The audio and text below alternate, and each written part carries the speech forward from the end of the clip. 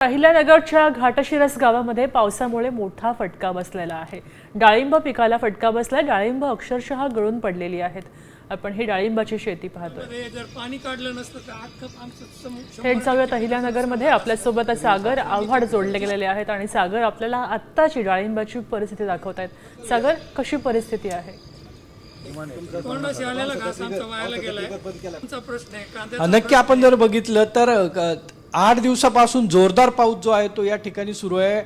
ढग सदृश्य परिस्थिती जी आहे ती निर्माण आहे। अजूनही शेतामध्ये पाणी आणि शेतकरी जे आहेत हे डाळिंब उत्पादक शेतकरी आहेत, यांचे मोठे हाल जे आहेत ते झालेले आपल्याला पाहायला मिळतात आणि सरकारचा कुठलाही प्रतिनिधी आहे जो तो आलेला नाही। आणि जर पाहिलं तर या पिकाची ही सगळी अवस्था जी आहे ती या ठिकाणी आपल्याला पाहायला मिळते आणि डाळिंब फेकून सरकारचा निषेध जो आहे तो हे सर्व शेतकरी जे आहे ते व्यक्त करताय निषेध तुम्ही सरकारचा।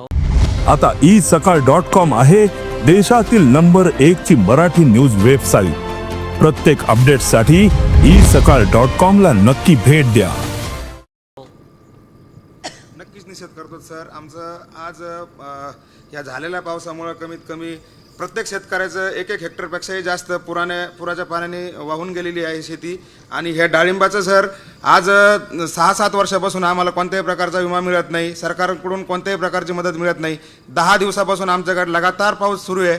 ह्या पावसामुळे आमचं प्रत्येक शेतकऱ्याचं कमीत कमी 8-8, 10-10 लाखापेक्षा जास्त नुकसान झालं आहे आणि शेतकऱ्याकडून आम्हाला हेक्टरी 50,000 रुपये मदत मिळून सुद्धा आमचं नुकसान पूर्ण होणार नाही सर।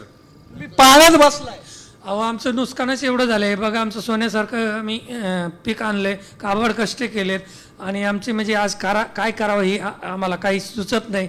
असं वाटतं की पीक आज जर असं वायाला गेलं आणि आम्हाला विमे नाही भेटले आणि आमचं एवढं नुकसान झालं, आम्हाला आत्महत्या करण्या पलीकडे काय पर्याय उरत नाही। आम्ही काय करायचं? सरकारने सांगावं। आम्ही काय गळफास घेऊन काय आत्महत्या करायला पाहिजे का? नुकसान कधी भेटणार आहेत आम्हाला? हे शेतकरी कुठं जायचं? आम्ही कोणाकडे न्याय मागायचा?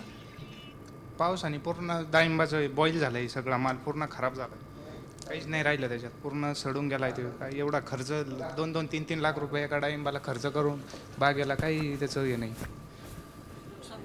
हो, बरेच नुकसान झाली। आता शेतकऱ्यांनी काय करायचं? शासनाने काहीतरी निर्णय घ्यायला पाहिजे ना। त्या क्षेत्रात इथं आता जे बसले का गुडघे इतके इथं कमर इतकं पाणी साचलेलं होतं। 8 दिवस, सलग 8 दिवस। आज अक्षरशः JCBने खांदून दिलं, नदीला पाणी काढून दिले। तेव्हा याच्यातला 10-20% माल वाचन, नाहीतरी बघितलं तुम्ही। आणि यांचं तर म्हणजे नुकसान दाखवायला नुकसान नाही राहिले, सगळी माती सर 2.5 एकर संत्र्याची बाग वाहून गेली सर, माती वाहून गेली शेतात। तिकडे जायला आज रस्ता नाही सर आमच्याकडे जायला, दाखवायलाच तुम्हाला नेता येणार नाही आम्हाला। पाईपलाईन, मोटर, ठिबक, वाढलेले झाड सगळं आहे तसं। माझं कमीत कमी 10 एकरचं अति नुकसान झालंय। आम्हाला काय करावं? पोरांच्या फी कशी? देश विदेशातील प्रत्येक घडामोडींचे लाईव्ह अपडेट मिळवण्यासाठी आता साम टीव्हीच्या सर्व सोशल मीडिया प्लॅटफॉर्मला लाईक, फॉलो आणि सबस्क्राईब करा। तसंच सर्व नोटिफिकेशनसाठी बेल आयकॉन प्रेस करायला विसरू नका।